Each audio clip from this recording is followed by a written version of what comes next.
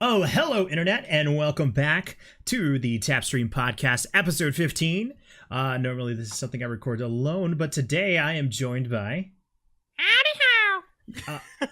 I don't know what that is. I think it might be Catbug. That's Mr. Hanky. Oh, I don't watch South Park. Oh, but you know it's from South Park. Hey, that's good at least. Yeah. It's me. It's Dear Christopher. It's you, It's me. the champion, the voice actor extraordinaire. I don't know about all that. Oh, well, this is book 3. They're gonna find out exactly how amazing you were. I will say, it's been 1 week since you looked at me. Gosh. What do they say? You're an average of the 5 people you spend the most time with. People are understanding where all my music comes from. That's super funny. It's been pretty nice, like joining in on stream and stuff, and everybody being like all supportive and like congratulating my voice acting, I guess, my voice read. I don't know, voiceover work. Your voice acting and your stamina to put up with some of the horrendous lines that I have given you so far. Yeah, that's not inaccurate. I mean, it's really exciting because this is the first time that you and I have been recording since it's been released. And I think you hit the nail on the head. It's been a really fun, right? It's been a really fun reaction seeing people like consume this. Mm-hmm. Sorry, I took a sip and oh my goodness, I drank it really fast to try to talk. Whew. It's in tradition with starting. Yeah, it is. But no, the main thing that I wanted to bring Chris up here to ask all you with, that's a poorly constructed sentence, but it's fine. You're used to it. We are interested in seeing if the people that are listening to this would be interested in sending in what they think Apples and Oranges has been about so far. Your best approximation. Right. And it's going to do double duty for me because I don't know what the fuck's going on. Me either. I think every episode begins with us recapping it because we were too drunk to remember what it was the previous episode. Yeah, like I'm still forgetting character detail. Mm-hmm. It's something else. I've mentioned this. I don't know if it's been on the podcast, but I know I've talked to you about it. It is such a strange position to be in where I wrote this, but it was obviously 10 years ago. And this has turned into something that people are legitimately enjoying. Maybe not the way that 17-year-old Trey intended, but definitely an enjoyment. Nonetheless, yep. It's so weird not knowing how this ends and rooting for 17-year-old Trey to bring this in to a satisfying conclusion.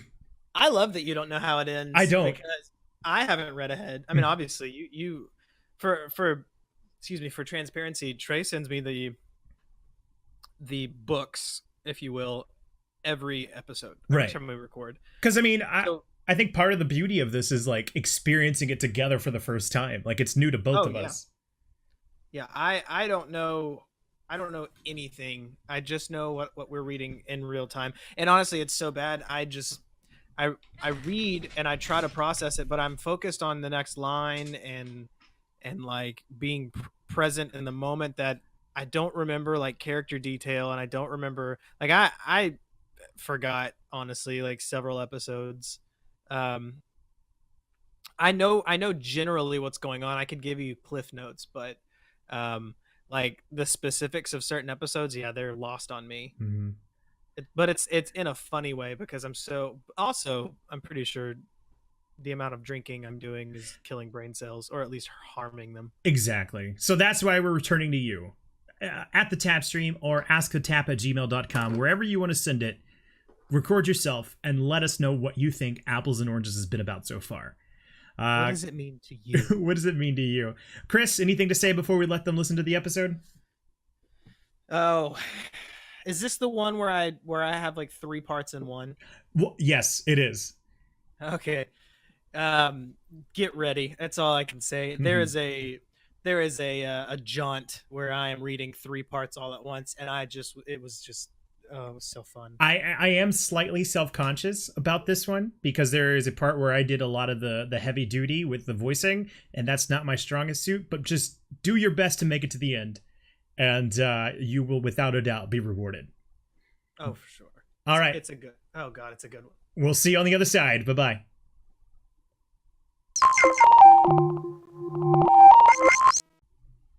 else is in the teaches of peaches? Oh my god. Like sex on the beaches. Episode 3. We've made it through 2 fucking books. How are you feeling about Apples and Oranges as a whole? I think I've summarized my thoughts pretty clearly. Mm-hmm. I think it's not as bad as we jokingly like to make it out. Mm-hmm. But it also is as bad as we like to make it out. I really think that it's Schrodinger's script. Yes, that's a funny way to put it, but I'm going to clarify. I think officially it's Schrodinger's script, but I'm going to clarify my thoughts and say that I don't think you are as bad as at writing as we like to joke you were. Mm-hmm. But you were definitely as bad at formatting like we like to joke you are. I think that is accurate. And I feel okay like being that like uncouth, I guess. Mm-hmm. I don't know if that's the right word. I feel fine doing that because you've definitely improved. I mean, you haven't written anything in a while, right? No, I have not. Other than blog post at TheTapStream.com/blog. or other than blogs or film reviews, which you were doing Thinking Cinematic. That would have been about 2 years ago. Thinking Cinematic was definitely post Apples and Oranges. Oh, I mean for sure. But when did you stop doing that? A year or 2 before streaming. So it's been a while. At least 5 years. Has it really been that long? Yeah. Well, regardless, then even if my litmus is 5 years old, you've gotten better. So I don't feel bad saying that you were not good. Mm-hmm. Like your formatting was all over the place, but it's a first draft. It's true. I guess I've never thought about it that way. Which way? That it is the first draft, because I definitely didn't go back and do this over again. Yeah, your ambition was high, and your want to proofread was low. And I think that is comfortable to say. You're back on your bullshit of bolding certain things. So I can't wait to see. I've skimmed ahead again. So this is a new book. This is a new chapter. Skim ahead? No. I've skimmed ahead just kind of a little bit because it is important. I don't want to read everything again because it's character details. It's stuff that we already covered in probably book 1 and book 2. However, there is a change because character details used to only include Jim and Noodle. We have a new one, and I'm gonna read it if you're ready. Okay. Yes, I am ready. All right, here we go. New character, Leonard. Leonard is stranded in Ghost Town and has been 3 years. He has unsuccessfully been trying to escape. Leonard was a scientist in the Spartan 2 project, but abandoned after questioning General Rios. Pretty self-sufficient, knows the way around Ghost Town for the most part. Preferred weapon, pistol, and a plasma pistol, but will be used to monitor organic fluid left by the failed Spartans. Questions? How could I question that? Okay, so to give, from whatever little context that I can give, Ghost Town is a map in Halo 3. In my mind, not knowing a lot of the Halo lore at the time that this was written, Master Chief is the Spartan 1 project. I guess I thought I was clever as fuck coming up with Spartan 2 projects. But now knowing what I know in the Halo universe, there's definitely more than the Spartan 2 projects. So I was basically just taking a left turn at Albuquerque with Halo lore. Excuse me. Oh, it went down the wrong hole. You all right? I'm good. Oh, my eyes are watering. Whoa. This is the dangers of drinking and podcasting. Mm-hmm. Oh, shit. So, Spartan 2. Yeah, go ahead. Look at you go. Thank you. Jesus. I was going to say, any questions, or should I continue? My only question is, why did we choose whiskey? I don't know, man. I just work here. Oh, man. Okay. All right. Apples and Oranges, Book 3, Exile, Chapter 1, Abandoned. Announcer voice. Last time on Apples and Oranges, we'll show scenes from the previous episode, cut the theme song, montage of the series, and this will run for 30 seconds to a minute. Scene ends and fades to black screen. Pause, title screen comes on. We'll shoot a shot of the storages, aka Foundry, and we'll move the camera towards the room the general was in. As the camera moves, various elites can be seen moving to and fro around the Foundry. Finally, we enter the room the general is sitting and monitoring various computers. We'll set up his office. Redhound will walk in. Again, just to set the stage, this has been a year in my mind of how long seasons would have been between each other. Go ahead. Redhound.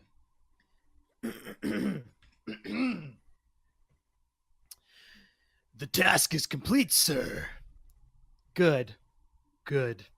What is their final resting grounds?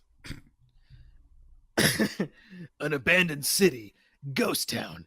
I'm sure they will serve us as a delicious meal for the local residents, as long as they don't mind rotting meat. Chuckle. Very well. How do you chuckle? No, I was reading it. Oh. I should have. Go ahead. I ruined your moment. No, you should. I am trashing your scene. You better fucking trash your fucking lights. Okay. Very well. As promised, your money has been deposited. Am I allowed to leave, or are my services still needed? You may leave, but stay within my reach. You never know when your skills may be of Radio noise is heard. Colonel, what's wrong? What? Alive? How? I watched Jim die by my own hands. Cut to Colonel Stewart. I'm positive, sir. I've checked you nailed it. I've checked Sorry. I've checked their biostats and they're alive. Jim is in grave danger, but Noodle seems to be unconscious. Jim seems to be the only one in danger. Sir, if I may, this could potentially hurt your plans. They know now. Cut to General Rios. You carry on with your business and I'll carry on with mine. General Rios turns to Redhound. I fail to see how throughout your trip you failed to notice they were breathing. I... General Rios moves slowly towards Redhound, showing a violent, frustrated side of General Rios. In this type of business, I expect nothing less than perfection, Red. I feel with the money I am paying you that you could have at least checked their biostats. Slowly growing to yelling. But, sir... Now, if you feel differently, please feel free to express your views. Am I being unfair to you? Am I asking too much? Will more money entice you to do a better job? Sir... Well, if you feel the money is enough, I'll have to entice you to do a better job myself. What? General Rios shoots Redhound twice in each knee. Redhound falls to the ground screaming in pain. General Rios walks out the room, walking past Redhound.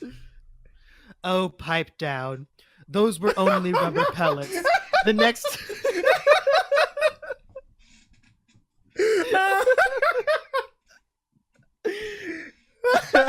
So, hold on. Just let's envision this from the perspective of the viewer. We're supposed to see this scene of General Rios shooting Redhound in the knees, and we think, oh shit, they're shooting them, only to find out through exposition that they're rubber pellets. Oh, man. Okay, I'm sorry, continue. You were swinging for the fences, Mm-hmm. and you missed so many doubles and triples and singles. I was swinging to the fences, and the only thing that made it was the fucking bat after I let go. Okay. Oh, pipe down. Those were only rubber bullets. The next time you mess up, don't expect me to be as generous. Come find me when you tend to your wounds. Redhound continues groaning as scene fades to black. Scene opens up at Ghost Town. Both Jim and Noodle are seen laying on the ground motionless, SCNE. Camera zooms in on Noodle, then cuts to a shot where Noodle is seen, SCENE, kneeling. Noodle is panting. Noodle moves closer to Jim, still kneeling. Jim? Come on, wake up, please. It's pretty scary out here. Jim, it's time to get up. Jim begins to moan. Jim! Come on, buddy. Push! Moaning but barely talking. What the hell are you talking about? You're alive. How are you? I am... My head hurts extremely bad and everything is kind of hazy. Noodle, Noodle, listen, I'm hurt. I can't see. Did you try opening your eyes? That always works for me. Noodle, listen, please. I'm bleeding pretty bad, and I can barely walk. You need to find a health generator. I'm not sure if it'll help the blindness, but I'm for sure it'll help the other wounds. Okay, hold on. Health generator is an item in Halo 3. Okay, continue. Noodle. Where? I don't know. I'm really counting on you. Please, Noodle, help me. Oh, okay. Can you walk? I think. Barely. If you lead me. This is another point where I don't know how you would have pulled this off. like animation. I don't know how you would have pulled this off. Yeah. Okay. All right, let's go. Noodle leads Jim to a building and leaves him there. I'll be back as soon as I find the heat generator. Health! Oh, wait. I'm sorry. Hang on. That was not Noodle. That was General Rios. That would have been... That's confusing. Yeah, go ahead. Okay, again. I'll start from here. Noodle leads Jim to a building and leaves him there. I'll be back as soon as I find the heat generator. Health! Right. Noodle leaves and Jim lets out a sigh. Noodle begins exploring the abandoned town until he notices a blur walking along the upper parts of the building. Noodle. Hello? Hello? I saw you. You can't scare me. I've seen the movies with that Predator guy. Don't make me cover myself in mud. Startling as he says. Don't make me shoot. The figure stands there. All right. I'll count to 3. 1, 2, 4, 3. Wait! Huh? Are you friend or foe? I am Noodle. Friend or foe? I'm Noodle. Are you friend or our foe? I'm Noodle. I understand that. Are you a friend or foe? I am... Forget it. Who do you work for? I don't know. This is getting nowhere. I don't know, because we were betrayed. Rios? Yeah, how did you know? My name is Leonard, but you can call me Leo. Rios did the same thing to me. Bum, bum, ba-da. Leo. Well, sorry to cut this short, but Jim, he's hurt pretty badly. I need to find a health generator. Follow me. I have one. My last one. Lead me to him. Cut to a scene of Jim and Noodle and Leo standing in the green health generator. Minus Jim, who is laying down. Noodle. Is it working? Looks like it. How do you feel, Jim? I feel great. I still can't see. This isn't good. Is he pregnant? What? Just ignore him. That's what I do. Hey! What exactly happened to you? It's a long story. I'll explain later, but is there any way we can fix this? I'm useless if I can't see. Okay, hold on. I feel like I need to find another voice for Leo, but I don't even know if I have another voice in my repertoire. Or how, Just what? How are you feeling? Or is it distinctual enough between Leo and Jim, or not really? No, I think it's enough. Okay. Well. It's enough right now because Jim is hurt. Okay, yeah, we'll have to figure that out as we go along. Fair enough. If I find it, I'll blurt it out, but until then, this is Leo. Well, there is the Spartan 2 project, but it's risky and would be going against my morals. The very morals that got me stranded. A loud roar is heard in the distance. Noodle. I think my stomach's growling. No, that sounds different. We're not safe here. Let's go back to my place. Your place? I thought you were stranded. The roar is heard again closer. Roar. Let's go now. End episode. Credits roll. Extra scene. Just audio is heard. Radio noise is heard. General Rios. Stuart, are the experiments still living in Ghost Town? Yes. Are the sirens in working order? No, but I can get them online. It'll take me a while. How long? A day. 2 at most. Get right to it. I'm on it. End. Finn. All right, so that's episode 1. Any questions? Was Leo supposed to be like a like a gasp moment, or is it just a regular character Just introduction? just a new character. I mean, Okay, cool. I think in my head, I mean, we're picking up on a new season. It's been a year. We're introducing new characters, and I thought it'd be a cool shakeup that Noodle is kind of the one in charge because Jim has been incapacitated, and so Noodle having to interact with a new character on his own seemed like a very interesting point to start Yeah, with. that's fun. Okay, so how often did Red versus Blue release new episodes? Yearly. As far Okay. as new episodes, I think they would make like 24 episodes that were like 5 to 10 minutes long and then release that, and then as that ended they would wait a year. Okay, that's what I was getting at. So you weren't breaking ground. No, I was following a clearly established format. Fair Just enough. not as long. All right, here we go. Apples and Oranges, Book 3, Exile, Chapter 2, Risky Business. Announcer voice. Last time on Apples and Oranges, we'll show scenes from the previous episode. Cut to theme song. Montage of the series. This will run for 30 seconds to a minute. Scene ends and fades to black. Screen pause, title screen comes on.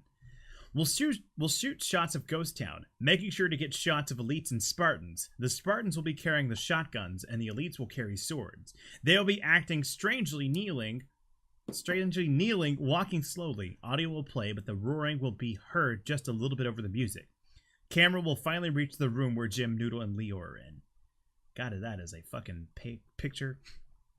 All right. Yeah, it is. So, again, context, what I'm assuming and what I'm setting up, this is supposed to be the zombie arc, is what we're getting at. And so these elites and Spartans are supposed to be walking around erratically to kind of give this perception of being inhuman and undead. So different from the flood. So different from the flood, but again, within the limitations of the multiplayer in Halo, I have to use Spartans and elites. So them kneeling and walking around and being strange and having the roar is them quote unquote zombies. Oh, okay. Cool. I Okay. got it. All right, so Jim starts off. So let me get this straight. Basically, we are surrounded by zombies? I always knew that's how I would die. No one is dying, and technically, yes, Jim. We really don't know what happened. What do you mean you don't know? I thought you said you were the leading scientist in this project. I was, but I really can't explain what happened. I can tell you the story, but it's a bit long. I love stories. Go ahead, shoot. I'm not going anywhere with this blindness. Well, I'm sure we are all aware of the Spartan project, right? The whole augmentation process? Yeah? Yeah. Well, as you know, we couldn't settle for just that. No, we wanted more. We wanted to push the Spartan project to its greatest limits, create a human being functioning at its fullest potential. And of course, the military leaders wanted a walking tank. Thus, the Spartan 2 project was born. Fueled by the greed and power-hungry military, and by curious and knowledge-hungry scientists, the project grew massive, and there was no use hiding it. We proposed it to the board, and they approved as long as we followed the set guidelines. Okay, I gotta point this out. This next line is Jim, but for whatever fucking reason, it's J-I-M. Guidelines? Yeah, like the parts where the players can't cross in football. Duh. That's sideline noodles.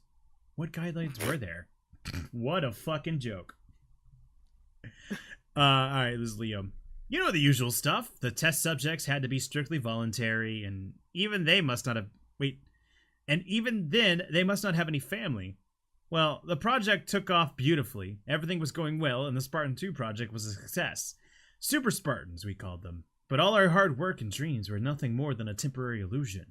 Shortly after the first few months of the actual trial runs, the Super Spartans began to behave strangely.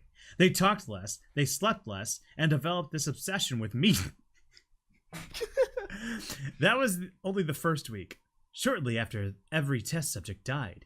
Every single one. Dead. All at once. We couldn't explain it. The autopsies showed that they were healthy when they died. They just passed on. How did the board take this? Oh man, I really need better voices. Leo. Surprisingly not bad at all. When we held our next meeting, they told us these deaths were expected casualties. Expected? They knew and they didn't do anything? No, Noodle. They only meant that these deaths were understandable. Oh. Well, With the board blessing, we were able to continue with our project. Not more than 2 days after the first subjects had failed, but that's when everything fell apart.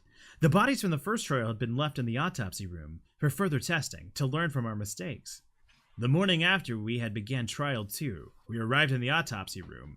Dead. Everyone was dead. It was a massacre. Blood was everywhere, on the floor, the walls, the ceiling. It was a regular bloodbath. After further investigation, we realized the trial 1 bodies were gone. What? Impossible. That's not the worst part. After examining our fallen friends, we noticed the bodies. The bodies were half-eaten. No. Yes, obviously all further trials were abruptly... Wait, all further trials were abruptly? I guess... Again, this is Leo. Yes, all further trials were abruptly ended, and I brought this information to the board, and a new meeting was held. Despite the recent events, it was still a close call. The vote was 31 to 29 against continuing the project. So the board immediately shut project down. General Rios was pissed. The next couple of weeks, everything returned to normal. We all returned to our homes to enjoy a short break to get our minds away from what happened. Until one day, coming home from a visit to the grocery store, I was kidnapped. Upon opening my door, I was quickly bagged and bound, and then everything went blank. The next thing I remember was being tied to a chair, gagged in a room with 25 people in the same situation. All 25 of them were part of the original Spartan 2 project. A few of us managed to ungag ourselves, and we learned that all of us who had been captured had no families to tend to. My fucking god, that is a fucking paragraph. Yeah, and you are really trying to lead us as the viewer right now. Thank you. How is that important? Well, Noodle, it means no one could come looking for us, so I wanted to make sure that everybody knew that. Rios is heartless. It was the perfect plan. We were at the mercy of Rios.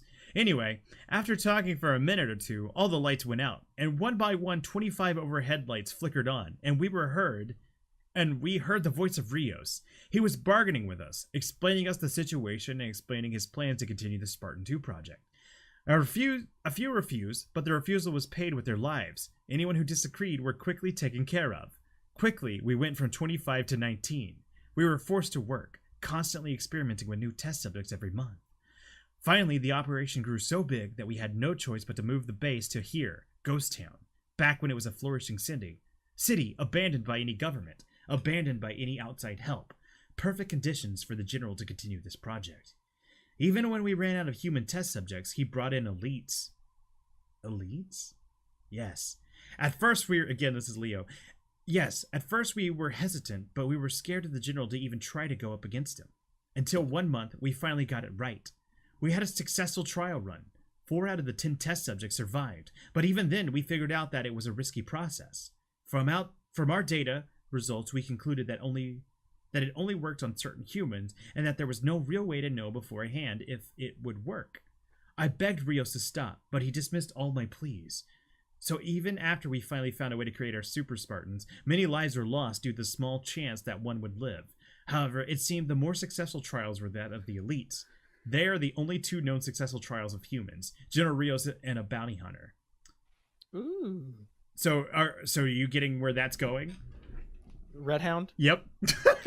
I'm getting really self-conscious about how much fucking reading am I doing. Is any of this making sense, or is this fucking vomit? It's making sense to me, yeah. Okay, all right. I'm kind of finding myself like kind of hanging on the words you're saying. Oh wow, okay. A little bit. Interesting. Okay, here's Jim. Rios put his own life at risk? Yes. So in secret, Rios built his army of elites for reasons unknown. Since we cracked the experiment, he divided us into 2 groups, one to continue the project, the other to develop a cloaking device. You know it and use it today. I kept pleading and begging Rios to halt everything until he finally gave up on me. He had what he needed, so he left all of us save 10 to continue elsewhere. We were abandoned. We survived for about a week before the failed subjects began to attack. They broke in, they killed some of us, and they discovered our cloaking device. We had unintentionally created unstoppable killing machines far worse than any Super Spartans. We quickly found shelter, but it was no use. They found us, and with their cloaking device, we had no way to track them. Well, a couple of weeks ago today, there was a massive attack on our safe spot. During the mass confusion, I noticed they were emitting a bodily fluid that was being picked up by this. Okay, so that's actually really funny because if you remember in the character descriptions, I talked about a pistol that could like sense bodily fluids. I guess I was planting the seed for something. And here it is. Leo raises his plasma pistol, aka monitor. That is straight lifted up from Red versus Blue. Leo, we used this to help keep track of them, but it was useless. My friend died and I was alone, unable to find my way out of this place. That's when you showed up. I can't believe Rios is getting away with all this. Noodle is seen snoring. Just ignore him. Yes, I know it is sad, but there's nothing we can do. There has to be something.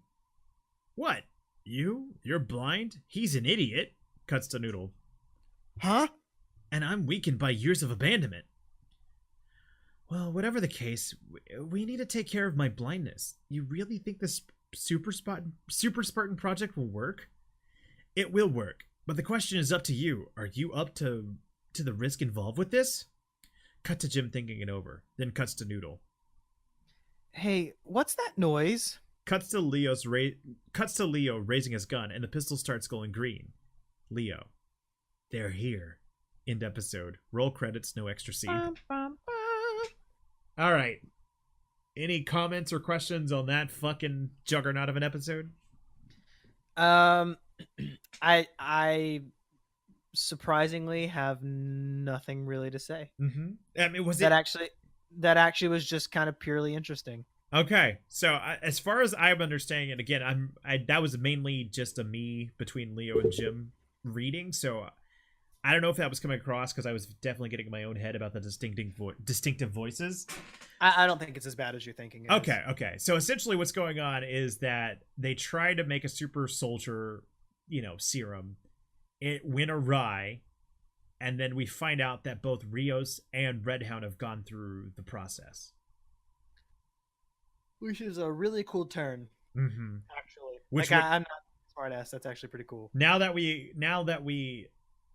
explains the whole showdown when we were counting shots on why, Rios was so good at keeping up with Jim. Got it. Okay. All right. So I got no other comments. That was a fucking exposition of an episode, but I guess every episode needs that. And so now the zombies are basically at our doorstep. Okay. Apples and Oranges, Book 3, Exile, Chapter 3. Everything bad happens when I open my mouth. That is the title. Announcer voice. Last time on Apples and Oranges, we'll show scenes from the previous episode. Cut to theme song. Montage of the series. This will run for 30 seconds to a minute. Scene ends and fades to black screen. Pause title screen comes on. We'll have an over-the-shoulder shot of Jim with the same audio from last time playing. Leo, they're here. Noodle. Company? I love company. Quiet down, Noodle. Leo, are you sure this process will work? I'm 100% positive the process is successful, that it will work. Whether you live or not, that is up to chance. Okay, so that's actually, I think that's kind of funny. That's... Go ahead. Because, that's essentially him saying, oh yeah, the process is going to work, but whether or not you live, that's a different question. Okay. It weaved so hard that I was like, wait, what the fuck is he saying? So essentially, it's almost like... I got it. Yeah, I got it now. But... I can pour you water. Whether or not it's drinkable is the question. Okay. All right. So, bravo. Thank you. Jim, let's do it. What's left to lose? I'm as good as dead blind anyway. All right. Well, we're going to have to go underground. Underground? I don't think that's such a good idea. Why? Because, Jim here, you see... Whispering. He's a tiny bit afraid of the dark. And usually, I have to save him when we're in the dark because he gets scared and runs around screaming. Noodle, even if half of that were true, I'm blind at the moment. And it doesn't make a difference if I'm scared or not. Noodle, you're welcome to stay here if you want. It's not much... A roar is heard. Noodle. I think I'll go with you guys. Okay, well, they're downstairs. We need to go above. Jim, you get between me and Noodle. Noodle, you follow behind. Jim, watch our back. I'll lead the way. So essentially, they're making like a caravan with Jim in the middle between Noodle and Leo. Okay, goddamn. All right, so this is Jim. Okay. Right. The three are seen walking around rooftops, and then we'll cut to the scene where they are on the ground. Noodle. Where are all the zombies? Leo. We are lucky. They are usually more than this. Yeah, Noodle. Just stay quiet so you don't jinx it. Two elite zombies come walking from around the corner sniffing. All three find cover kneeling. Jim. You had to open your mouth, Noodle. Bad stuff always happens when I open my mouth. You two stay quiet. The zombies continue walking closer to the three. Noodle. They're getting closer. Fuck, I can't see anything. I have an idea. Anyone have any grenades? I do. Wait, you're not supposed to have explosives. I found them. You know what? I don't care. Okay, Noodle. Don't pull the pin, but throw it far away to get their attention. We don't want to set off a huge explosion and alert others. Right. Noodle throws the grenade and we'll edit as necessary. Okay. The only thing I can think of making that little note would be editing it as necessary, is that to make it look bigger than it needs to be, but I don't know. All right, next thing. The elite runs off towards the direction of the grenade off screen, almost as if howling, barking, growling. Oh, look at the doggies run. Jim, does Noodle know what's going on?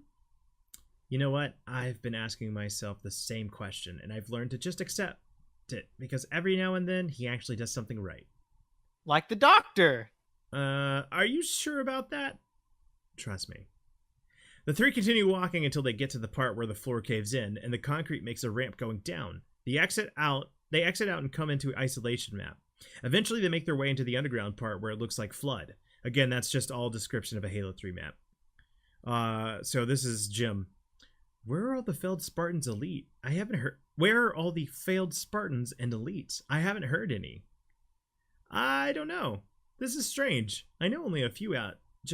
I only know a few come out to hunt, but even still, this is pretty low population. Something's up, and I don't like it. Maybe they got better. Doubtful.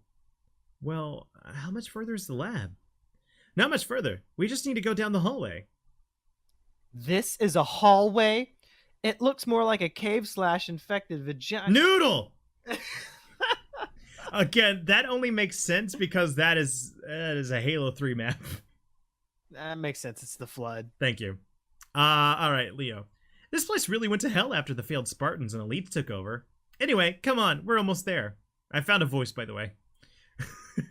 I think it works. Thank you. As they're walking, they take a more leisurely approach since there are fewer zombies. So, Noodle, how did you acquire names such as Noodle? Well... Don't ask. Something bad always happens every time a loud roar is heard and a loud roar is heard and a camera will zoom in on 2 feet moving closer. Jim. Fuck.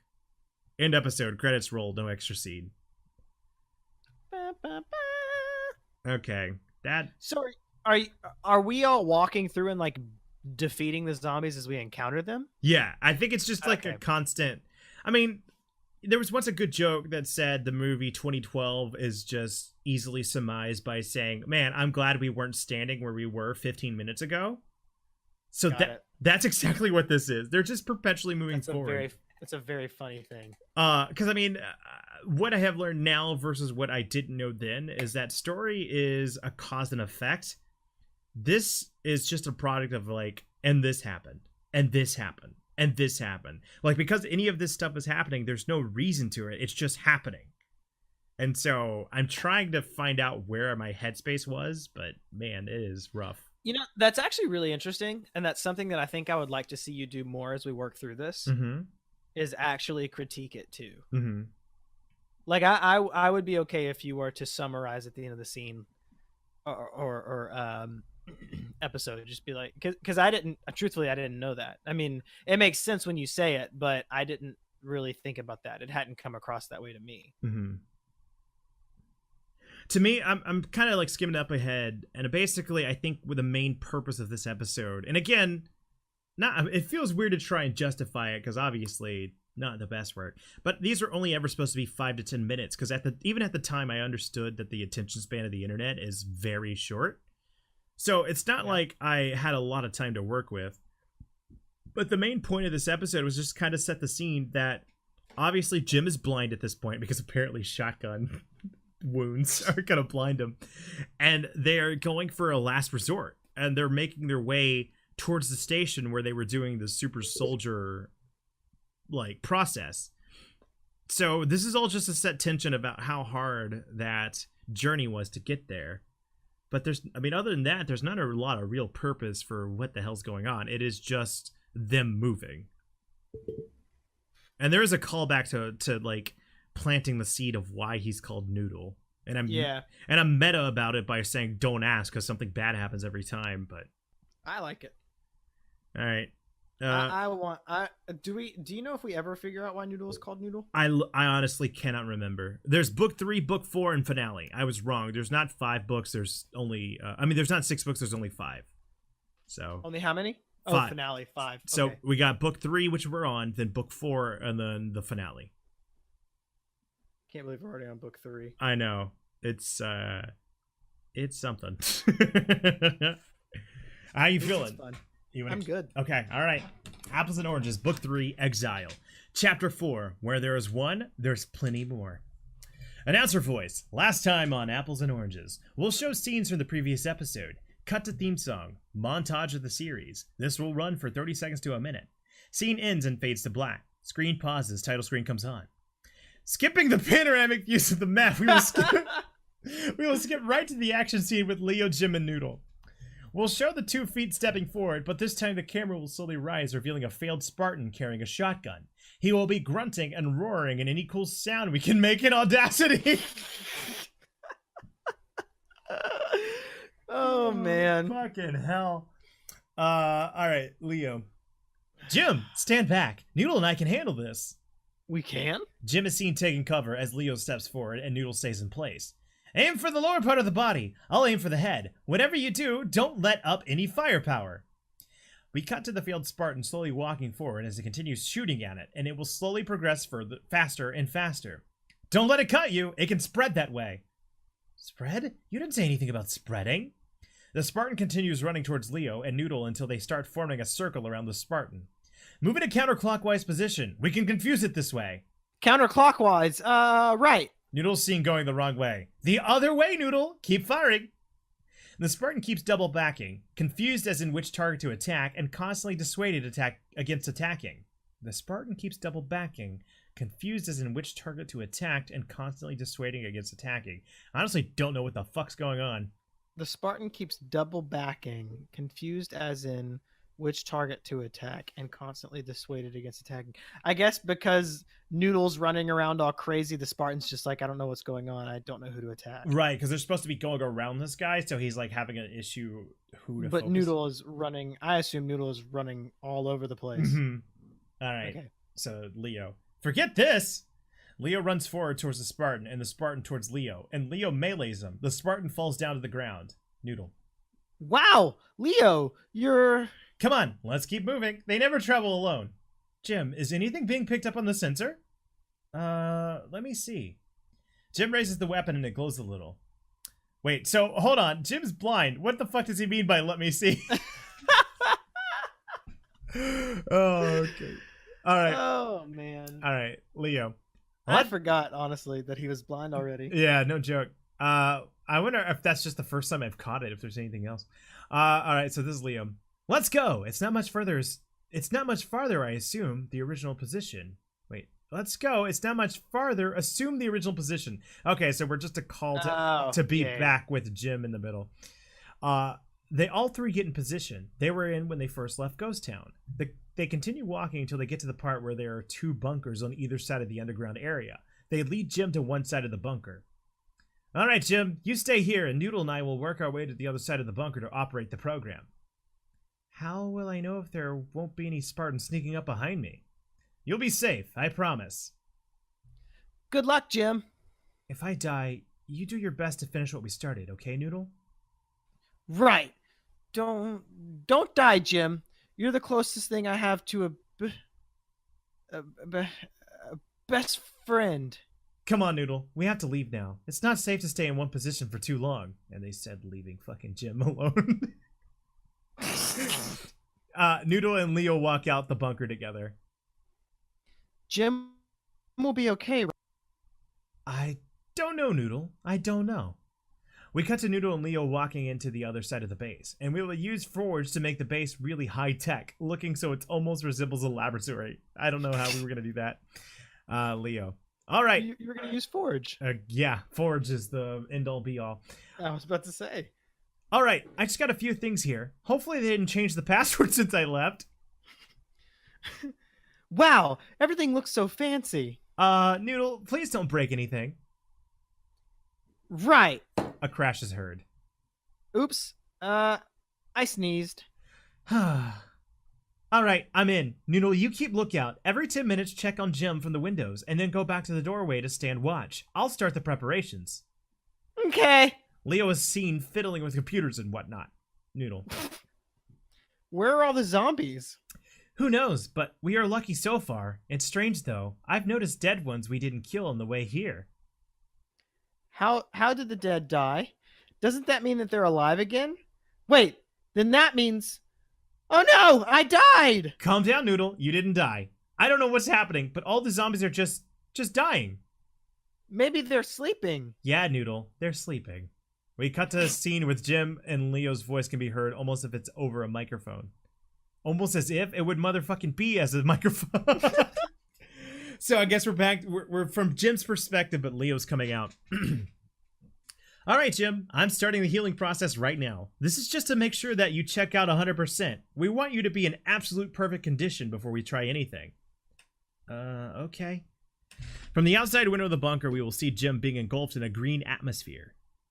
Hey, Leo, is this just like the health generator? Yes, this was actually built first. Then we quickly began prototypes for portable, and that's how you ended up with the ones you use today. Nifty. Noodles heard in the background quietly. Is that Jim? Oh, I'm sorry, go ahead. I thought it was text. That's fine. Is that Jim? Tell him I said hi. Back off, Noodle. You might press something. Please tell him I said hi. Noodle, one moment. Yep, I'm gonna die. Excuse me. All right, Jim, the process is over. This next part's gonna hurt like hell. Great. Initializing now. A blue atmosphere is seen engulfing Jim. Jim begins screaming in pain, kneeling. The scream continues. Cuts to Noodle. Jim! Don't worry, Noodle. This is expected, and it should cease right about now. The scream continues and a siren is heard going off, and a female voice is heard saying, warning, over and over again. Leo rushes to his computer. Oh God, something's wrong. Jim! Stop screaming, Noodle. I can't concentrate. Jim's screaming stops and he falls to the ground. Come on, Noodle. We gotta get to him. But Noodle is already seen running out the door.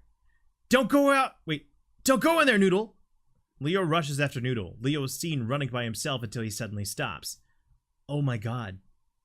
Noodle is seen laying on the ground as 5 failed subjects are standing around him. They all look at Leo. End episode. No extra scene.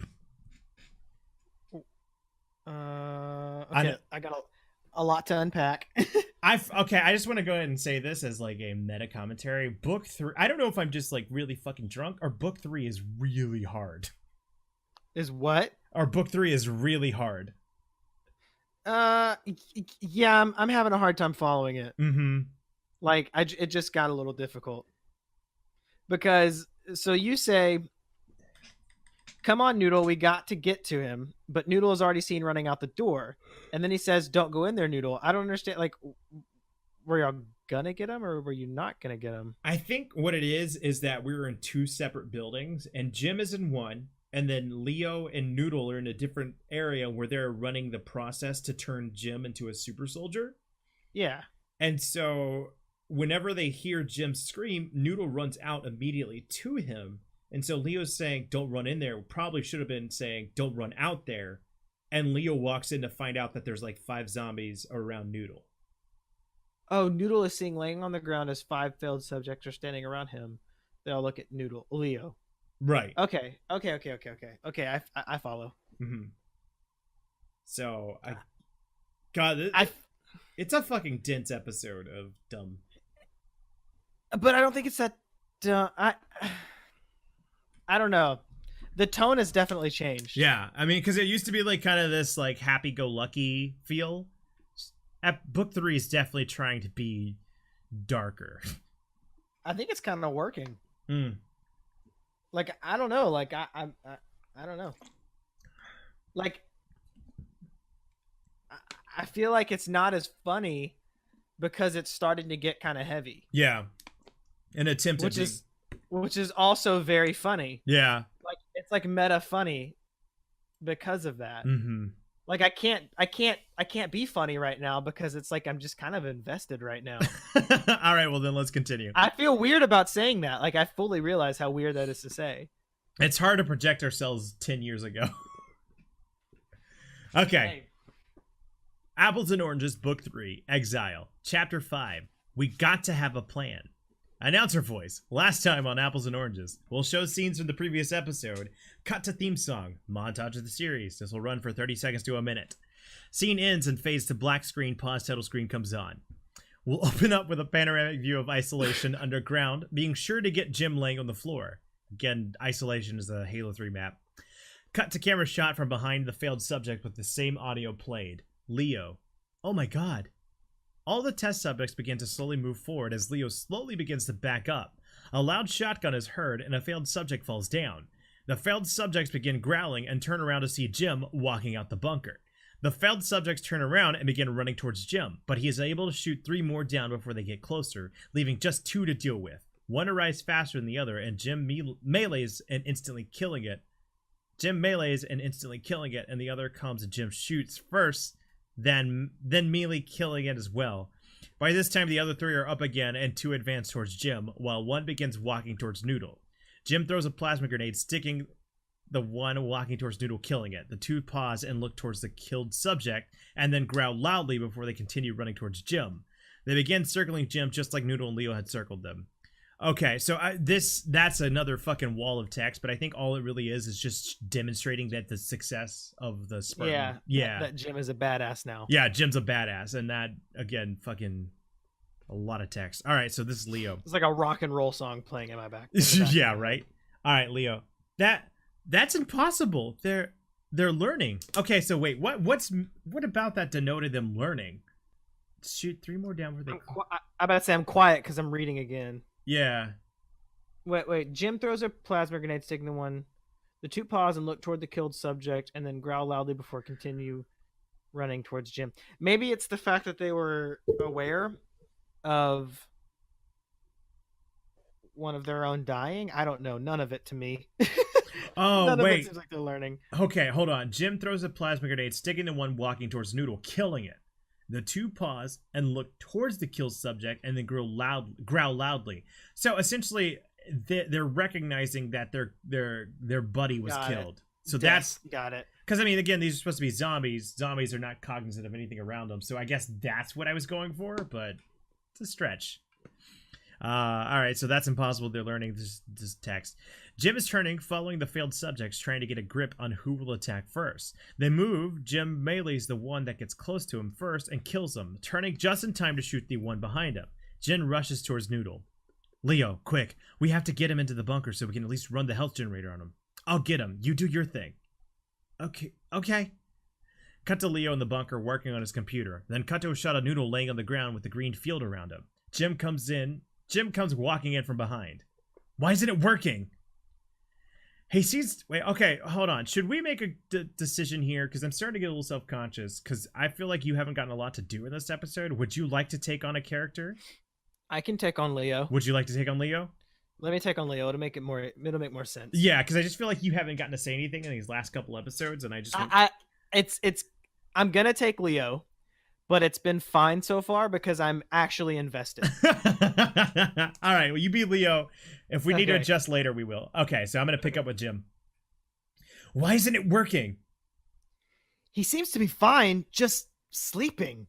He must have taken quite a hit. No, he was probably scared. Well, I guess it's safe to assume the process worked. Better. I feel great. Oh, okay, so that's like him talking to Jim. Better. Oh, sorry. I feel great, stronger, faster, and able to anticipate moves. Well, you're not out of the clear yet. We should stick around my place before we move on to make sure the process was a success. No, we have to get moving. Jim, You could turn at any moment, putting Noodle and me at risk. If you notice any signs, any at all, eliminate me. No questions asked. Jim. Leo, trust me. I can't afford to stay in one place for too long. Not to mention the men at Valhalla don't have much time left. And who knows how many Super Spartans an Elite Rios has. And What about Noodle? How many Spartans an Elite Rios has. Oh, okay. What about Noodle? We leave as soon as he wakes up. I'll carry him back to your place. Good. I don't want to be down here any longer. Cut to Jim and Noodle and Leo back at Leo's place. Leo. You think you have time to explain how you guys were abandoned? Cuts to Noodle snoring. Yeah, well, I don't think I have time to give you my full story, but just enough to give you needed background. Anyway, Rios had me sent back to training camp for refusing orders that I felt were corrupt and had another captain killed. Okay, so I like that Jim is cognizant of of not wanting to retread what the audience already knows, but enough to just kind of recap for the purpose of, like, informing a new character. You had both figured out all along. Thank you. So, Leo. Okay. What did he want you to do? Eliminate young children and the women, too. After that, I was sent back to training camp, stripped of my rank, and that's where I met Noodle. In training camp, we were put through bogus training until we were finally sent off on a wild goose chase of a mission. It was on that mission that we discovered a darker secret of Rios, as I'm sure you know. After Rios found us, he attacked me and Noodle, and we ended up here. Noodle. Yeah, good times. Good times. Holy crap, Noodle! You're going to have to stop doing that! How are you feeling? I feel so happy I could shit rainbows! Okay. Yeah, he's back to normal. So, when are we going home? Well, we can't just show up, can we? Rios has probably marked us as outlaws by now. I always wanted to be an outlaw. That's probably the I want to be a cowboy. I want to be a cowboy. Yeah. I was just about to say it. Yeah. Jim, I'm sure you do, Noodle. Well, even if we had a way to get back home, we still have Valhalla to deal with. And what exactly are we going to do to prove our innocence? I can do the last part. I'll testify against Rios. Oh, man. I can do the last part. I'll testify against Rios. I have the video documentation on Rios at the testing ground. If we can't get him with treason, at least we'll get him for going against the board. Good. That's a start. What about the men at Valhalla? With the shortage of ammo and Rios providing for the elites, they're as good as dead. We can help them! Even so, 3 of us won't make much of a difference, even with my enhanced abilities. What about Aiden? Who? Captain Aiden. He was a real good friend of mine before I was abandoned. He was a good kid. Hold on. Can we put a pause in this? Oh, sure. They're looking for somebody to help them, and the fucking name is Aiden. Oh, no, Trey. Is that intentional? That is intentional. Oh, my God. I completely forgot about that. Are you still willing to back up that this is good? Oh, that one's... Okay, this is the first time... I think this is genuinely the first time that I've cringed. That's pretty cringy. Oh, God damn it. Oh, God damn it. Okay, I'm sorry. Go ahead. Continue with Captain Aiden. He was a real good friend. Captain Aiden. He was a real good friend of mine before I was abandoned. He was a good kid. If anyone hasn't been corrupted by Rios back home, it's him. I'm almost positive he's been promoted too. He's probably leader of the army at... He's probably the leader of the army at Valhalla. If we can get to him, we can help him weed out the traitors and recruit more help. Captain Aiden? You sure he hasn't been corrupted? Nah, not that kid. He's 100% pure.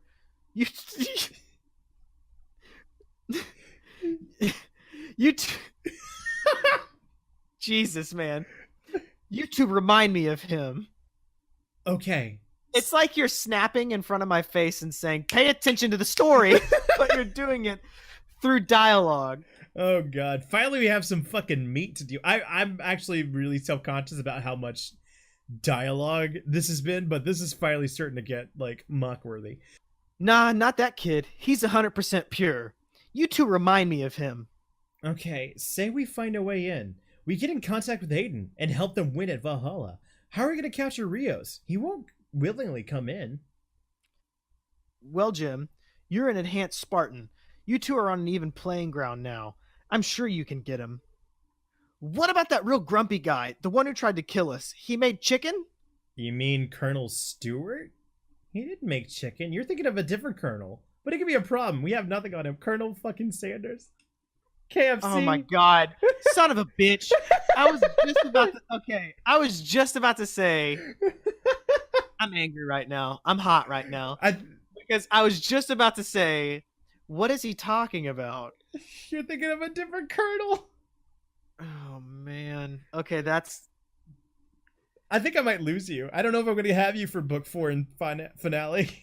Oh no, I'm here. Oh man. I feel like baited by that, I think is why it aggravates me so much. Why I'm like, you son of a bitch, because I like genuinely just got baited by that. Like I genuinely was just about to say, he made chicken. What the fuck does that mean? And then God. Okay, read your line again. Okay. You mean Colonel Stewart? He didn't make chicken. You're thinking of a different Colonel, but he could be a problem. We have nothing on him. And Red Wolf Doghound thing. Damn, I forgot about him too. We can't charge him either. He was merely an experiment. Well, well, if you can find a way to prove all three of them are working together, you can charge them with conspiracy of treason. We could do that. I have to warn you, Jim. We can't kill any of them. If we do, all we are working for will be at risk. Not so much with Colonel Stewart or Redhound, but if you kill Rios, it's over. Jim, don't worry. No, listen, Jim. You can't. I know now, with your enhanced abilities, your adrenaline will be pumping more easily at the drop of a hat. I know you have a history with Rios, but you need to control your aggression. I promise. Leo? Oh, sorry. Leo? Yeah, Noodle? Can I kill Colonel Stewart? Why? Because he called me Snickerdoodle. In episode credits roll, no extra scene. What a fucking callback. Oh, man. It's getting real cringy real fast. Were you floundering, do you think? I don't know. I feel like I have vague memories of being really proud of book 3. Oh. Like, even if I was to, like... Because I think there was a part of me whenever I sent book 1 and 2 of being like, yo, this is my first time. I know this is going to be bad, so give me your honest critiques. I feel like I can remember myself saying, yeah, if you could just get to book 3, it'll be amazing. Oh, Trey. I've lost you. I've completely... But I won't... Okay, but I won't... Can we... I want to say this, though. Leo's saying... No, listen, Jim, you can't. I know with your enhanced abilities, your adrenaline will be pumping more easily at the drop of a hat. That's a callback to his character description where it says, like, he is prone to, like, anger and, like, going off that. We're setting the stage for Jim to have to make a pretty big choice. Yeah, that's fair. Mm-hmm. If he kills Noodle, I'm gonna be pissed. Mm-hmm. You fucker! What's with the stunned silence? I have nothing to say. Okay, give me a second. I'm gonna go grab some more drink because I've run out. Okay. Are we about to finish book 3? I think, yeah, we are. This is it. If we read this episode, that's the end of book 3. Okay, I think we should finish it. Okay, go ahead. I'll be right back. Yeah, go ahead. So, where were we? Basically, they're setting the stage. I scrolled too far back, and the episode was called "We Got to Have a Plan." So essentially, they're trying to find a way to incriminate and jail both Rios and Redhounds, and they're talking about how they can't kill them. Because I guess I was watching a lot of fucking Batman or something at the time. What did you scroll back to? I scrolled back to the title called "We Have to Have a Plan." That was the name of the episode we just read. And Oh, okay. so okay. that's me being cognizant of the fact that I'm trying to set the stage. Like, we're not going to just end this with Jim killing Rios or Red Hound. We have to bring them into justice. We're not killing Rios and Red Hound. We're bringing them to justice. Right. Like, that's basically what they're saying. And so Leo, who has known Jim for a matter of, like, I guess 2 hours, is saying that I know you're very aggressive, and with your new super soldier abilities, you're going to have to control that because you could kill them easily. And so that's kind of like where we left off. Okay. And what's the deal with Aiden? I guess I'm setting the stage for Aiden, who's supposed to be, I guess, the Harvey Dent, if you will. Like, this other character who is playing by the rules and is also uncorruptible. I love that you connected him to Harvey Dent for me. Because so far, I guess I hadn't picked up on it, but I probably would have been like, you motherfucker. Like you were obviously like riding a Dark Knight high. Is that, are you getting at that, or are you just making a similarity? Probably, because if you probably would have asked me at the time, Dark Knight is probably the best movie of all time when this was being written. That's fair, though. That's fair. God, it's so funny. I had to find a towel because I spilled a little bit, and that's why I sound distracted. Okay, let's end this fucking episode of the podcast with this last chapter. Just this episode. We're gonna finish this. We're gonna finish. Oh yeah, Oranges, right? Okay. Oh yeah, we still have book 4. I'm too invested right now. We still have book 4 in the finale. All right, let's bring this shit home. Apples and Oranges, Book 3, Exile, Chapter 6, A Friend in Need. Announcer voice, last time on Apples and Oranges. We'll show scenes from the previous episode, cut to theme song, montage of the series. This will run for 30 seconds to a minute. Scene ends and fades to black screen, pause title screen comes on. Scene opens up with a panoramic view of Ghost Town, slowly coming up on Jim, Noodle, and Leo. Because why wouldn't it? Jim. All right, we need to get going as soon as possible. Which way is out of here? I thought you two knew. What? Well, do you honestly think I would still be here if I knew the way out? Yikes. So that's what's preventing Leo from getting out of this place the entire time? How long has he been here? Okay, hold on. Page 24. I think I wrote this in the character description. Let me go look. Oh my fucking god. What a great retort. It's just like, come on, show me the way. You think if I knew the way, I'd still be here? Oh my god. It's just okay, to character description. Leonard is stranded in Ghost Town and has been 3 years. He's unsuccessfully been trying to escape. 3 years. Isn't he a scientist or some shit? He's a scientist, right? He's a scientist. And he's been stranded in... Wait, okay. Is he stranded... Go ahead. He's stranded with all this high-tech capability, apparently, because he's turned Jim into a super soldier. And what I was about to ask is, give me the creator view. Is he stranded inside of Ghost Town, or is he stranded within the confines of like the outskirts of like he's too scared to venture out past Ghost Town? Like, is he stuck inside of a building? No, or he's in Ghost Town itself. So I guess I really want to explore why and how he doesn't know the way out. Again, I think like he hasn't tried paths. Is he scared? Is it apprehension? And again, I think we have to keep in mind, obviously, the zombie part too. But even still, that is true. I think I had very much forgotten that there was a zombie aspect. Yeah, that was very short-lived.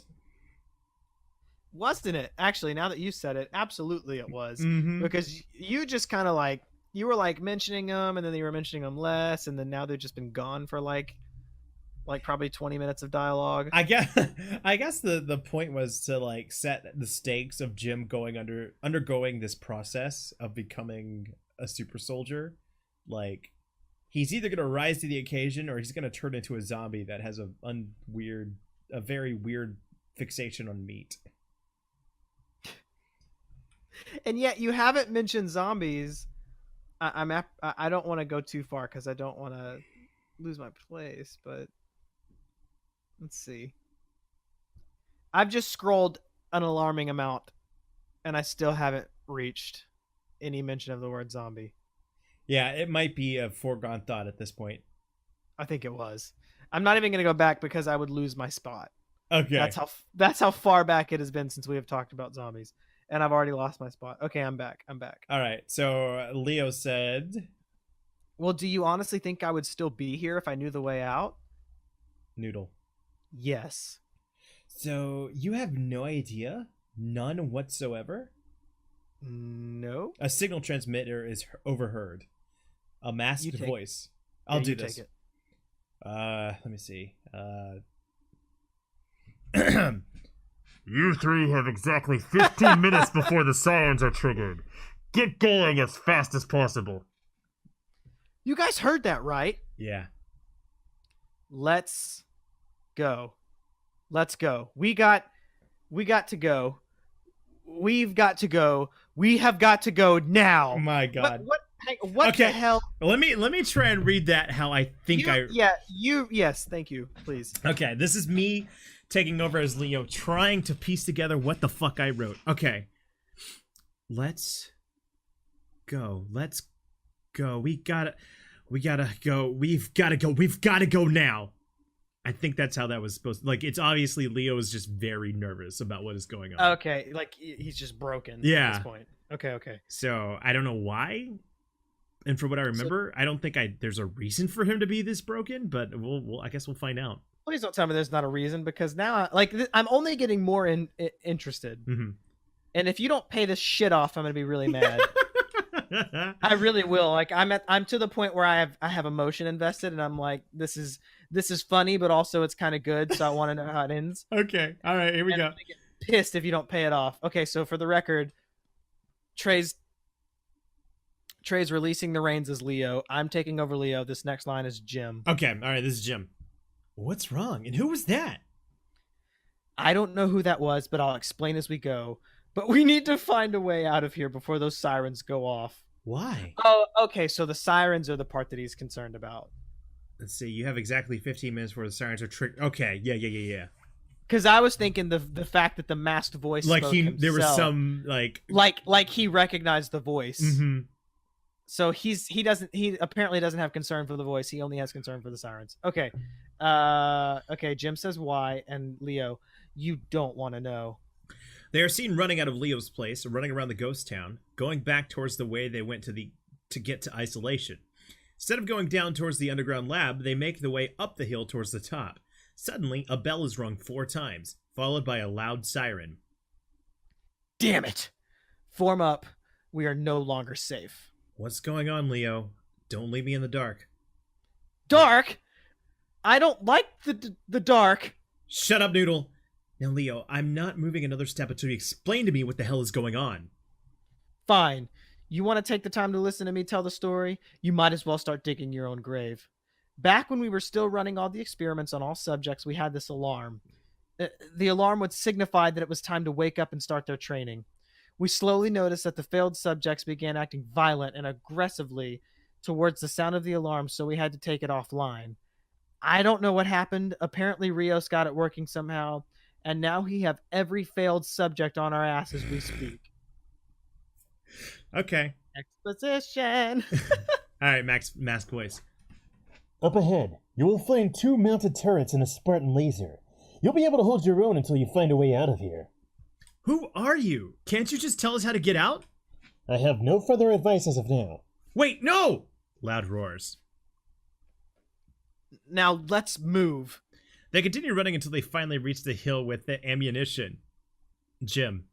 Leo, you think you're still strong enough to man a turret? Oh, man. I'm old, son, but I'm not that old. Okay, so...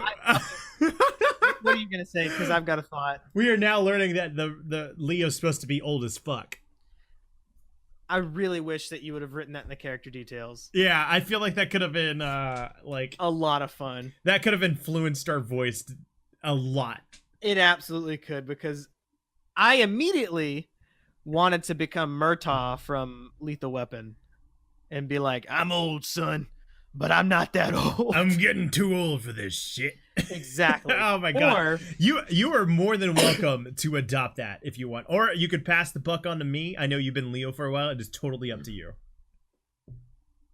I'll stay as Leo, Okay. but I definitely want to Give age up his voice. Age him up. Oh god, I'm so upset not realizing that I meant him to be old. How old should I go? Like, Let's I'm old, son, but I'm not that old. that is good. That is good. That is fucking fantastic. Okay, let me see if I can play this. Let's keep going. Do you okay, alright. So I'm not old, I'm not that old. Okay, I'm gonna reread Leo's line real quick. Go ahead. Right. I'm old, son, but I'm not that old. Okay, Noodle. I can't believe I'm saying this, but you take control of the Spartan laser. I don't think that. Noodle, you never think anyway, so just do as I say. Okay, if you say so. Noodle, just be careful. Right. Alright, get to your assigned stations now.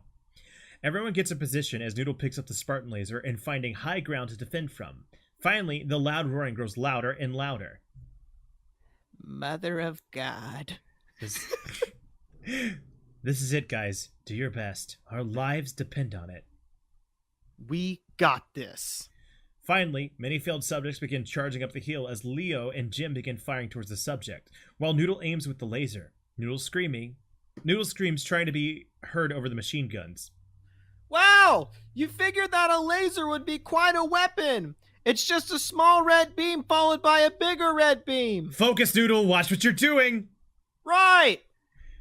They continue firing as the never-ending wave of subjects continue their assaults. We make sure we get a shot of Noodle getting 2-for-1 achievement immediately afterward. Noodle stops firing. Okay, so I have two things to say. One, I know we've been drinking, but I just want to make sure we're hammering the point home. This is hard to fucking read. We're not just stumbling over words because we're drunk. Two, the 2-for-1 achievement is actual achievement in Halo 3. That's like an Xbox achievement? Yes, where if you kill 2 people with 1 laser beam, that's an achievement. So I honestly don't know if I wanted to film the achievement popping or if that was just supposed to be a little Easter egg for anybody that is familiar with it. Because it's a hard thing to do, and the fact that Noodle did it would be funny. So you're breaking like the 3.5 wall? I think so. I really think so. Like, I don't think I was going to have like the bleep bloop and then see the achievement pop up. I just think in my head, for the diehard fans, if they saw Noodle killing 2 people with 1 laser beam, that they would be like, oh, that's the 2-for-1 achievement. That's so funny because it's just like counting down the shots. It's like, well, people are inevitably going to be here, Mm-hmm. and they're inevitably going to see that he does this. I'm 3 seasons in. There are fans. Oh, they're a healthy amount of fans. Somebody has a apples and oranges tattoo by now. Oh, Trey. Oh God. Oh my. Like at a certain point, I just don't want to laugh at it anymore. No, feel free. Okay. All right. So that's that. Jim picks up next.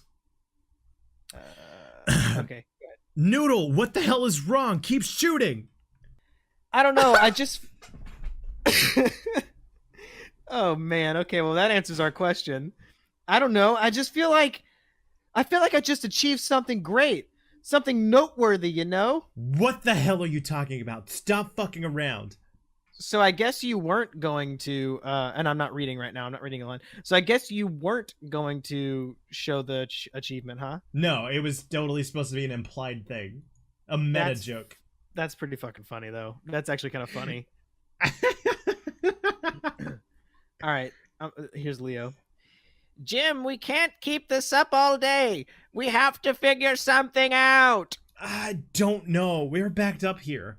The voice led us into a trap. How could we be so stupid? Noodle begins to say something. Don't even speak. Meh. Mask voice. Continue this for another 5 minutes, then make your way down to the side. From there, you will see a teleportation device step in, and you'll be teleported back to Sandtrap. Give me one good reason why we should trust you. You're bringing us close to the enemy territory? You don't get it, do you? Are you so headstrong that you can't accept help from anyone? Everywhere you go, you will find enemies. Rios has made you 2 outlaws. You are on your own now. Everyone is hunting you down. I am the only help you will see for the longest time. Now either listen to me or die. Either way, it's your choice. The voice has a point, and at this point, what else do we have to lose? It's the only direction we have. I don't want to die, Jim. Fine, we'll do it. Just one thing. What is your name? Alex! Wait, hold on. Alexis! Again, for the viewers, Alexis Aiden. Alexis! But you can... Oh, no! But you can call me Alex. Okay, Alex, how much time do we have left? 2.5 minutes. All right, give us a 30-second warning. Will do.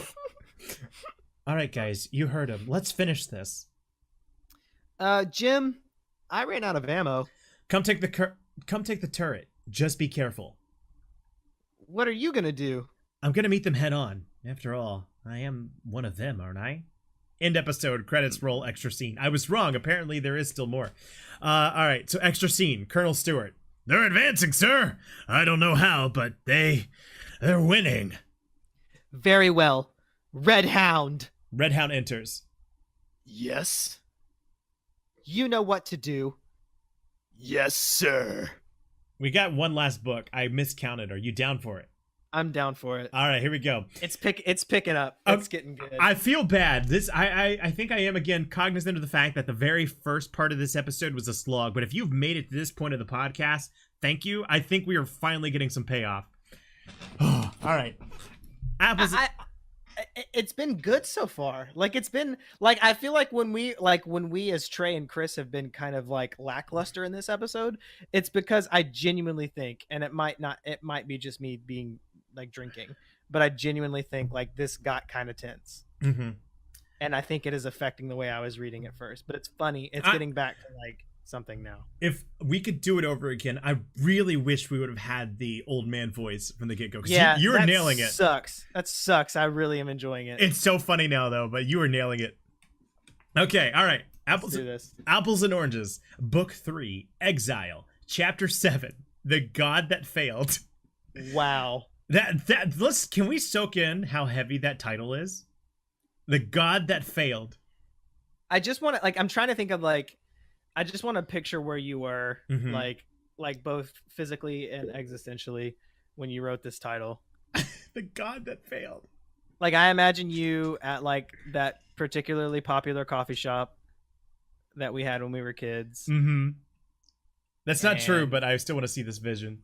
I picture you there. Like I picture you in one of those crazy patterned chairs in the corner, typing on your white MacBook, and then like I picture you type the God, and then you like pick up your latte, and you take a sip of it, and then you go, and then you hear, and then and then we see that it says that failed. Okay. Oh man.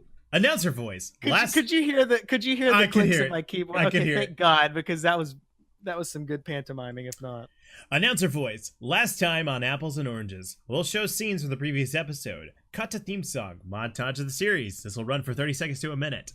We open up with a panoramic scene of isolation as Jim takes on that failed subject, while Leo and Noodle continue firing, giving Jim cover support. You have 30 seconds remaining. You guys almost ready? We're good up here. What about you, Jim? I'm fine. I'm finally getting used to my upgraded status. This is so much fun! 20. Leo and Noodle, you two go on ahead. I got this. There is no way in hell I am leaving you behind, Jim. I'll be fine. James. Now don't let your power go to your head. You're getting cocky. A mindset like that'll get you or your partners killed. Don't be irrational. I'll be fine. I know what I'm doing. Now go. Okay, so I just want to make a point here. That is, I think, on the fucking nose reference to Captain John. Okay. What is? Don't let the power go to your head. You're getting cocky. A mindset like that'll get your partners killed. Okay. Alex. Shotgun. 10. Leo and Noodle exit their turrets and continue running towards the side in search of the teleportation. Jim begins fighting his way towards the side before a line of 5 Spartans block him off and begin to encircle him. We shoot a shot at Jim in the center, making sure to see Leo and Noodle running off to give the sense that Jim is alone. Be careful, Jim. Get out of there ASAP. You're gonna be late. I got this, don't worry. Jim begins firing and fighting his way off, but the subjects get closer and closer. Noodle looks back. Jim! He starts running towards Jim as Jim screams, "Go on, Noodle! I'll be okay! Now go!" Wait, I'm sorry. This might not be funny to anyone but me, but you said he starts running towards Jim as Jim scream. I don't know why. The lack of pluralization for scream made me laugh. It's bad. Okay. All right. Jim scream. Jim scream, "Go on, Noodle! I'll be okay! Now go!" Noodle slowly backs away as Jim continues the fight. We shoot one last shot of the Spartan engulfing Jim before we cut to Leo and Noodle. So again, to set the stage, in case this is not being clear, they're fighting their way towards a teleportation spot. Okay. So Jim is basically like motioning Noodle to get to the teleportation spot, basically leave him, he can handle his own kind of thing. Got it. All right, so here's Leo. There it is. Let's keep going. What about Jim? He can take care of himself. Now let's go. Leo continues as Noodle takes one hesitant look back. They finally reach the teleporter and take turns going in. They come out the top of the pyramids on Sandtrap. It's been so long since I've seen anything other than Ghost Town. Don't get too happy. This place is bad. Very bad. This is where all the bad people are. I guess we should wait for Jim. He should be coming through any second now. Redhound. Well, isn't this a very opportune moment? With Jim out of the way, what chance does an old man and a terrified rookie have against me? This shall be too easy. Part of me feels like I should wait for Jim, just to have somewhat of a challenge. That sounds like a perfect plan. I think you should try it. Oh, you are so naive. It pains me to have to kill you. Really? No. Damn it. We know what you are, Red Hound. Quit playing around. We know you can take us on with ease. Might as well get it over with. And where is the fun in that? Don't take too long. Wouldn't want to screw up again. What? What? What? What? Wait. We don't know how. I'm starting over. Don't take too long. Wouldn't want to screw up again. We all know how mad your dad gets when you screw up. Dad? Redhound shoots his leg. Don't you dare talk about my father like that to me. Oh, you're still just a little kid inside all that armor, aren't you? Stop it. Why? What are you gonna do? Shoot me? I'm an old man, Ben. I'm close to the end anyway. Do it! Shoot me! Just don't shoot me. I'm good. I'm still young. Wait a minute.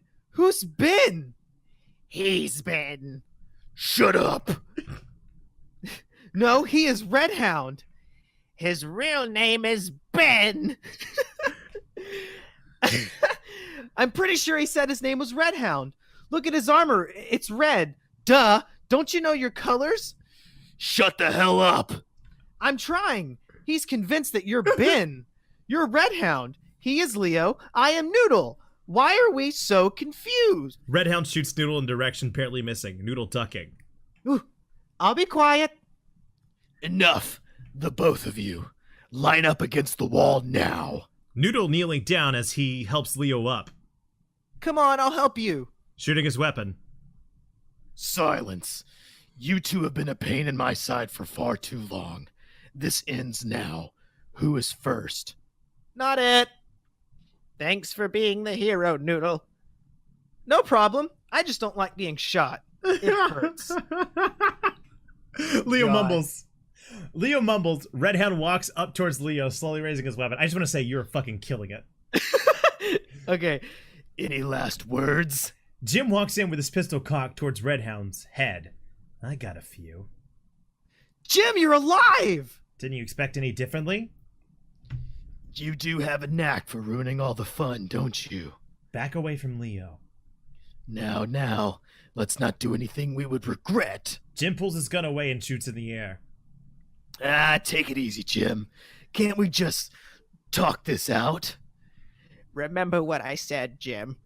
Don't kill him. Oh, I won't kill him. Then stop playing around and immobilize him. I think I'd rather him sweat it out a bit. Why don't you listen to the old fool? Wouldn't want to make any hasty moves now, would we? Quiet. Stop messing around, Jim. Jim turning towards Leo. Okay, I just want to say, Leo has a cane in my mind now. I can see it. I honestly can. Okay, good. Because when I'm like, when my glissando is like coming, that's me like furiously shaking my cane. Just so you know. All right. Jim turning towards Leo. How many times do I have to tell you? I have it under control. Redhound pushes Jim away, knocking him to the ground, and quickly shoots Leo. Close up on Leo as he stands there coughing and in shock. Jim stands back up and makes his way towards Redhound, but Redhound runs off. Redhound. Till next time, Jim. I promise you. Get back here! Jim makes his way towards Leo, who is laying on the ground. Leo, I'm sorry. It's okay. Leo. Just continue on without. I'm sorry. I was trying to make it tender, and I Go. lost No, it. you're great. You're great. Okay. Hold on. I want to see. Is it explicitly said that Leo dies? Redhound pushes Jim away, knocking him to the ground, and quickly shoots Leo. Okay, so he shot him. quickly shoots Leo. Okay, All right. so go ahead. Just continue on without me. Let this serve as a lesson. No, you weren't going to die. I won't let you. Just go, Jim. What has happened can't be changed. I'm fine. I was nearing the end anyway. I'm sorry. Leo passes away. Noodle, I killed him. Jim crouches down. Noodle walks closer towards Jim and kneels next to him. End episode. Okay, let me just say, this is my final comment. You went from not needing to describe Leo much at all to at the end saying, like, he proclaims, what happened can't be changed. I'm fine. I was nearing the end anyway. So you went from not describing him by age at all to describing that he was almost dead anyway. And I'm so pissed off at you for it because we skipped prime fucking Leo comments. Honestly, I was feeling really bad about this episode of the podcast. This has been saved. This last episode has saved this fucking podcast. And what bums me out is that you, like everybody, just saw the birth and the death of my favorite voice that I have done on this podcast. I'm so pissed off. Right, like I hope that you have like Leo voiceovers later, where I can be like, Use the force, Jim. or some shit. I hope that I get to come back as Leo, but I know that I won't. I honestly, to be honest, no. I really don't think Leo comes back. Yeah, I'm not surprised. That's a bummer. Holy fucking shit. Can we, I mean, dude, you, again, Mixer.com/Dear Christopher, you fucking nailed this. It got so real for a minute that I was so caught up in being three people at once that I don't even know what they were saying to each other. We're only gonna see this when we listen back to it. Wow. I'm excited. God, I'm so pissed that Leo is old and we didn't know it until later. I know. God damn. Book 4 is going to be great. Okay, I have to like. I need to take some time Mm-hmm. and dig deep and find some more voices. Yeah. that I'll have fun with, because 'Cause Red Hound's voice is like, it's too similar to Elite 1. No, Red Hound's voice is good. Noodle's voice is good. Jim's voice is good. Leo's voice is good. I think like the tertiary characters are not distinct enough, but I mean, I don't know if that matters. Yeah, General Rios is. I think sometimes General Rios is distinct. I think sometimes she's not. Yeah. Colonel Stewart, I think, is okay. Colonel Stewart is Sarge. Let's just. Oh call a yeah, spade I mean, a spade. any character I have is clearly based on someone. I don't know if you noticed this when I was voicing Leo. I was totally basing it off. Oh God, in Parks and Rec, not Adam Scott. Yes. No. Rob Lowe's character. I was wasn't totally going for Rob Lowe. Oh my God. And that's so Perkins. Funny. That's so funny. Yeah, but Damn it. that is completely different than what we originally landed on. I love Leo. What a character arc. Like both in the story and out of the story. Like so. We just ran through auditions and cast him like in real time. Mm-hmm. Basically. We met him and watched him leave in one fucking book. And we weren't even sure he died. No, I thought he got pulled. I thought he got pushed over. Like I thought you, and I should know better by now, but I thought Red Hound just pushed him over and that killed him. Which I was like, you gotta be fucking kidding me. He's like this like frail old man, and you didn't think to say anything about it. Which I'm still pissed about, because he's obviously like an older man, and you didn't think to say anything about it until like midway through. But when I was reading it back in my head, because I was so caught up in the voices and prepping that I wasn't paying attention to the content, and so I was like, he just died from being pushed over. Like I was about to be. I had to go back 10 times hype. I had to go back and like read to find out. Oh shit! I did kill Leo. You killed the best damn character that's ever happened to this podcast. Mm-hmm. All right, everybody. We'll see you next week. Thank you so much for listening. I am Trey from TheTapStream. God. Mixer.com/TheTapStream, and I'm joined by Chris. Mixer.com/Dear Christopher. Dear Christopher. Wow. I can't wait to explore. All right, everybody. That was book 3. Thank you so much for listening. I hope you enjoyed it. You've experienced my magnum opus. It really is an incredible moment where you just took on and embodied Leo. We may never know what it would have been like had you done it from the beginning, but I'm so glad that we got the little bit of a window that we were able to get with you as Leo. Yeah, if anything, at least we know that there is cause or call for a rereading. Oh yeah. I think you hinted at the idea of having people like take other roles, so it's more than just us. If this gains enough of a cult following, I think that could be a really fun thing to do one day. Oh man, that would be awesome. All right, well, if you did enjoy this, why don't you go ahead and let people know where they can find you, Chris? Fine. Oh, sorry.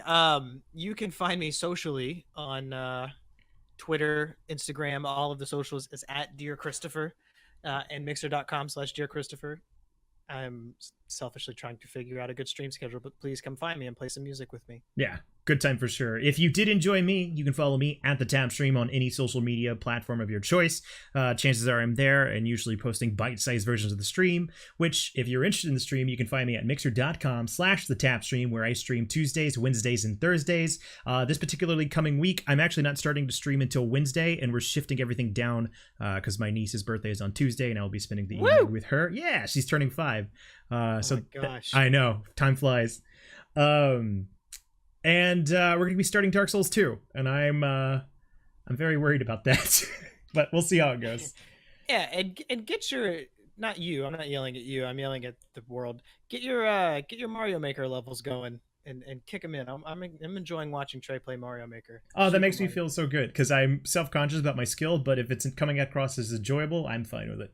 I'm not watching for your skill. I would say I'm just kidding. I'm not kidding. I don't watch for your skill, but you're fine. You know, it's not the first time I've heard that.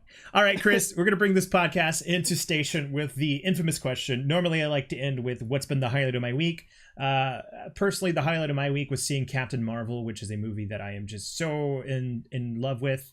It's a solid entry, and I really like what they're doing with Carol Danvers, and excited for more. But I can't wait to see it. Yeah. I haven't yet. I can't wait until you do. It really is good. I think it's a little bit clumsy of a start, which I hate using the word clumsy because that has a negative connotation to it. I actually appreciate the clumsiness of it because it almost fits in with the theme of the movie about getting knocked down, but persevering and getting back up. So it's almost like this clumsy start that culminates into a full sprint by the time the movie is over. And it's just such a rush of adrenaline by the end. Damn, I can't wait to see it. Yeah. We don't have to talk about this long, but I've avoided trailers. That's good because the trailers are actually pretty spoilerific. I was a little disappointed by that. Oh, okay, good. Well, yeah, I've avoided them. Yeah. And Detective Pikachu. Yeah, a lot. I hate to spoil the movie. Detective Pikachu shows up in Captain Marvel. Oh, damn it! Really, in the movie? Mm-hmm. Oh, that's beautiful. I'm kidding. Yeah. I hate you, fucker. I was seriously like, I was thinking in my head like, what parent company owns both of these? To which there would be like some sort of crossover, but I couldn't fact check it that quickly in my own head, so I was just like, fuck it, I'm just gonna roll with it. Ryan Reynolds couldn't get Deadpool into the MCU, so he disguised himself as Pikachu to go fight Thanos. Oh, that's hilarious. But what about you? What's been the highlight of your week? Oh man, the highlight of my week was becoming an adult. I got engaged to be wed. I'm clapping. I'm so stinking proud, man. To be wed. Yeah, it's been a great week. Honestly, it happened this past Saturday, and we enjoyed the week as an engaged couple and celebrated actually last night, which was Friday at the time of recording this. Last night was Friday. Saturday is the time of recording this. I don't know why I'm so awkward. We went out to a hotel and we just had a great time. Got dinner and drinks and just great weather, great view from our hotel room. Just totally spoiled. It was amazing. Definitely the highlight of my week. Congratulations, man. And congratulations, Chelsea, who I'm pretty sure is listening to this too. She doesn't speak, but she says thank you. All right, everybody. See you next week for book 4 of Apples and Oranges. Bye-bye.